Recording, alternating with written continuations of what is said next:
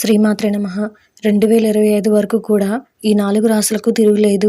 శనిదేవుడి చల్లని చూపు వీరిపైనే. క్రమశిక్షణ నేర్పించే గ్రహంగా శనిని భావిస్తుంటారు. ఇది మొత్తం 12 రాశుల వారిపై తన ప్రభావాన్ని చూపిస్తోంది.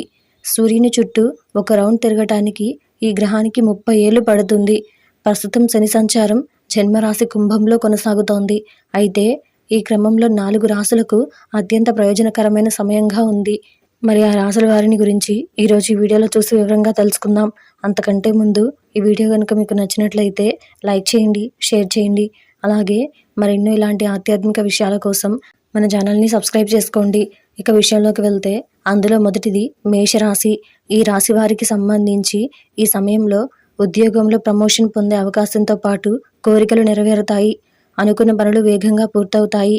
చాలా కాలంగా పెండింగ్లో నిలిచిపోయిన పనులు కూడా పరిష్కారానికి వస్తాయి. గతంలో పెట్టిన పెట్టుబడులు మంచి లాభాలను అందిస్తాయి. అలాగే నిరుద్యోగంతో ఇబ్బంది పడుతున్న మేషరాశి వారికి కొత్త ఉద్యోగ అవకాశాలు ఈ కాలంలో లభించనున్నాయి.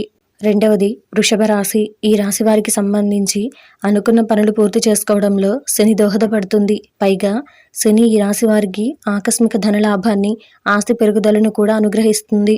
ఇప్పటికే ఉద్యోగంలో ఉన్న వారికి కొత్త ఉద్యోగ అవకాశాలు తలుపు తడతాయి.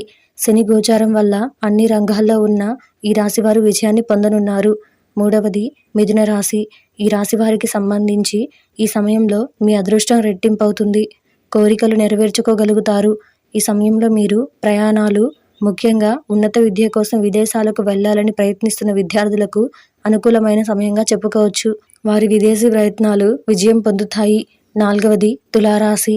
ఈ రాశి వారికి సంబంధించి శని మీ ట్రాన్సిట్ చార్ట్లో కేంద్ర త్రికోణ రాజయోగాన్ని ఏర్పరుస్తుంది. ఈ సమయంలో మీరు ఆస్తిని లేదా వాహనాన్ని కొనుగోలు చేయొచ్చు. మీ సంపదను పెంచుకోవచ్చు. తులారాశి వారు కూడా ఆకస్మిక ధనలాభాలను పొందొచ్చు. శని ప్రభావంతో స్థానికంగా గౌరవం, ప్రతిష్టలు లభిస్తాయి.